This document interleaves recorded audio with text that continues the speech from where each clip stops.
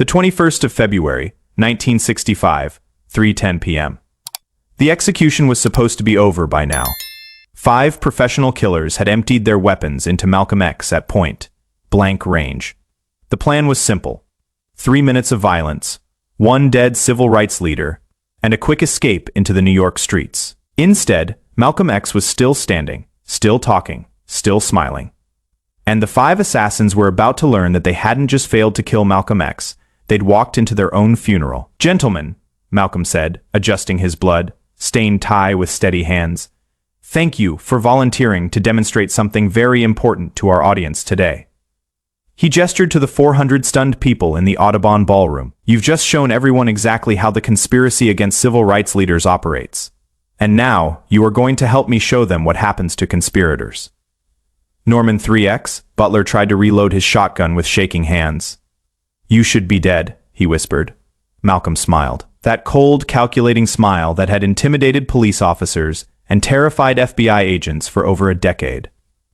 "Brother Norman, I've been dead before. Prison in Massachusetts. Spiritual death before I found Islam. The death of my father when the Klansmen killed him. Each time, I came back stronger." He took a step toward the assassins. They backed away instinctively. "But this time is different. This time, you are going to help me make sure I never have to die again." What the 5 killers didn't know was that Malcolm X hadn't just survived their assassination attempt through luck or divine intervention. He'd survived because he'd spent 3 weeks turning their murder plot into his masterstroke. And now, instead of being dead, Malcolm was about to make them wish they'd never been born. 3 weeks earlier, Malcolm had received more than just death threats. He'd received an opportunity. Captain Joseph X, his former friend from the Nation of Islam, had come to warn him about the assassination plot. Joseph thought he was being loyal to their old friendship. He had no idea he was giving Malcolm the keys to destroying every enemy he'd ever made. "They've set the date," Joseph whispered nervously. "The 21st of February, the Audubon, 5 men, professional killers." Malcolm listened calmly, taking mental notes. Then he asked the question that would doom everyone involved in the conspiracy. "Joseph, who else knows about this?" The entire leadership council, Elijah Muhammad, gave the order personally. Minister Farrakhan is handling the logistics. Captain Sharif chose the killers. Even some FBI contacts know about it. Malcolm's eyes lit up. "How many people total?" "Maybe 20. 5 people know the full plan. Another 50 know pieces of it." That is when Malcolm realized something that would change everything. The conspiracy against him wasn't just an assassination plot. It was an organization chart of everyone who wanted him dead. And Malcolm X was about to turn that organization chart into a hit list. "Joseph," Malcolm said quietly, "I want you to do something for me. Something that will save both our lives." "Anything, Malcolm. I want you to help me dig their graves." Over the next 3 weeks, while the Nation of Islam was preparing to kill Malcolm X, Malcolm was preparing to bury them all, not with violence, with something far more deadly. Truth. Malcolm began what he called Operation Gravedigger. He systematically documented every person involved in the conspiracy against him. Names, addresses, bank accounts, family members, criminal records, secret meetings, financial transactions, personal weaknesses. But Malcolm didn't just gather information, he gathered weapons. From Captain Joseph, who continued to feed him intelligence, while thinking he was helping plan Malcolm's escape, Malcolm learned that the assassination was being funded by a complex network of Nation of Islam businesses, organized crime figures, and even some federal agents who wanted Malcolm silenced. Malcolm recorded every conversation with Joseph. He photographed documents. He traced money transfers. He identified safe houses. He mapped the entire conspiracy.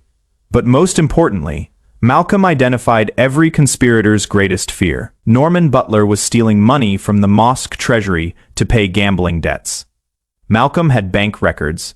Thomas Hagen was having an affair with his brother's wife. Malcolm had photographs. Minister Farrakhan had been secretly negotiating with the FBI to become an informant. Malcolm had audio recordings. Elijah Muhammad had been embezzling hundreds of thousands of dollars from the Nation of Islam. Malcolm had financial documents. Each conspirator thought they were just planning Malcolm's death. Malcolm was planning their total destruction. The 18th of February, 3 days before the assassination. Malcolm made a phone call that terrified everyone who heard about it. He called FBI Director J. Edgar Hoover directly. Director Hoover, this is Malcolm X. I understand you are planning to attend my funeral this Sunday. I don't know what you are talking about, Malcolm. Of course you do. Agent Peterson briefed you on Operation Black Messiah last Tuesday. The plan to allow the Nation of Islam to eliminate me while your agents watch and do nothing. Hoover was silent. But here is the thing, Director. I am not dying on Sunday. Your agents are going to watch me survive. And then I am going to expose every federal agent who knew about this conspiracy and did nothing to stop it. Malcolm paused. Unless, of course, you'd prefer to arrest the real criminals before I have to embarrass your entire organization on national television. What do you want, Malcolm? I want justice, Director, and I want witnesses. Make sure Agent Peterson brings a camera to the Audubon on Sunday. He is going to want to document what happens next. The 21st of February, 1965. The Audubon Ballroom, 3:10 p.m. The assassination attempt had failed. Malcolm was still alive. The 5 killers were trapped in a room with 400 witnesses and nowhere to run. But Malcolm wasn't done with them, not even close. Norman, Malcolm said, looking directly at the lead assassin. Show everyone your bank statements from the past 6 months. Norman's face went white. What? Malcolm pulled out a manila folder. Show them how you've been stealing from the mosque treasury to pay your gambling debts. Show them the $12,000 you owe to Tony Marcano's bookmaking operation. He tossed photographs onto the floor at Norman's feet, bank records, betting slips, photos of Norman meeting with known criminals. Show them how you agreed to kill me not out of religious conviction, but because you needed the money to keep Tony's enforcers from breaking your legs. Norman tried to deny it, but the evidence was overwhelming, documented, undeniable. Malcolm turned to Thomas Hagen. Thomas, would you like to tell your wife about your affair with Sarah? Or should I show her these photographs? More pictures scattered across the stage. Thomas with his brother's wife, hotel receipts. Love letters written in Thomas's handwriting. Show everyone how you agreed to kill me. Not because you believed I was a traitor, but because Minister Farrakhan promised you a promotion and enough money to leave your wife for your girlfriend. Thomas collapsed to his knees. The humiliation was complete, but Malcolm was just getting started. Minister Farrakhan, Malcolm called out, looking toward the balcony, where he knew the Nation of Islam leadership was watching. Would you like to explain these audio recordings to your followers? Malcolm pressed play on a tape recorder. Farrakhan's voice filled the ballroom, clearly discussing his plans to become an FBI informant in exchange for federal protection. Show them how you betrayed, not just me, but every member of the Nation of Islam to save your own skin. The audience was stunned. They were watching Malcolm X systematically destroy every person who had tried to kill him. Captain Sheriff, Malcolm continued, explain these financial documents to the community you've been stealing from. More evidence, embezzlement records. Money transfers to personal accounts. Evidence of years of theft from mosque funds. Show them how you used their donations to buy yourself cars and houses while their families struggled. Malcolm saved the best for last. And Elijah Muhammad, he said, his voice carrying to every corner of the ballroom. Explain to your followers how you've been stealing their money, betraying their trust, and working with the federal government to eliminate anyone who threatens your criminal enterprise. Malcolm held up a thick file. These are financial records showing $500,000 embezzled from the Nation of Islam over the past 5 years. These are letters between you and FBI Director Hoover discussing ways to neutralize civil rights leaders. These are photographs of you meeting with organized crime figures to arrange violent attacks on your own followers. The impact was immediate and devastating. Norman Butler tried to run but collapsed from shame before he reached the door. Thomas Hagen begged Malcolm for mercy, promising to confess everything. The 3 other assassins threw down their weapons and surrendered to Agent Peterson, who had been recording everything from the balcony. But the real destruction was just beginning. Within hours, Malcolm's evidence was being broadcast on every major news network. The audio recordings were played on radio stations nationwide. The financial documents were published in newspapers across the country. Norman Butler was arrested for embezzlement before he left the building. He spent the next 20 years in prison, abandoned by the organization he'd killed for. Thomas Hagen's affair destroyed his marriage, his family, and his standing in the community. He lived the rest of his life as a broken man, haunted by his betrayal. Minister Farrakhan's FBI collaboration was exposed to the entire nation of Islam.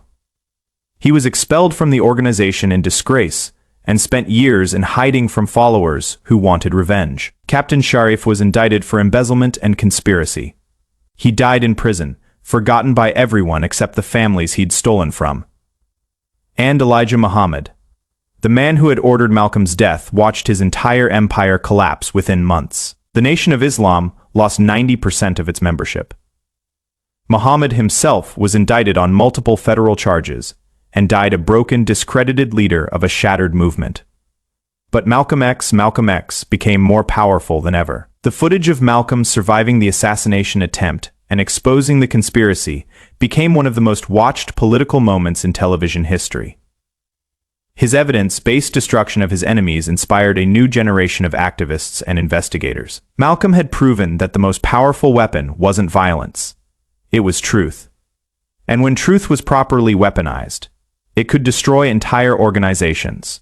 The 21st of February, 1965, ended with 5 would be assassins in custody, a dozen conspirators exposed, and an entire corrupt organization crumbling. Malcolm X walked out of the Audubon Ballroom that day, not just alive, but victorious. He'd turned an assassination attempt into a public execution of everyone who'd betrayed him. The men who tried to dig his grave had ended up digging their own. Years later, when people asked Malcolm how he'd survived and triumphed so completely, he always gave the same answer. They made one fatal mistake. They thought they were hunting Malcolm X. They didn't realize Malcolm X was hunting them. The hunter had become the hunted. The executed had become the executioner. The target had become the weapon. Malcolm X had proven something that every enemy of justice should remember. When you try to destroy a man who is smarter than you, stronger than you, and more prepared than you, you don't eliminate a threat. You create a legend. And legends, as Malcolm's enemies learned too late, are bulletproof.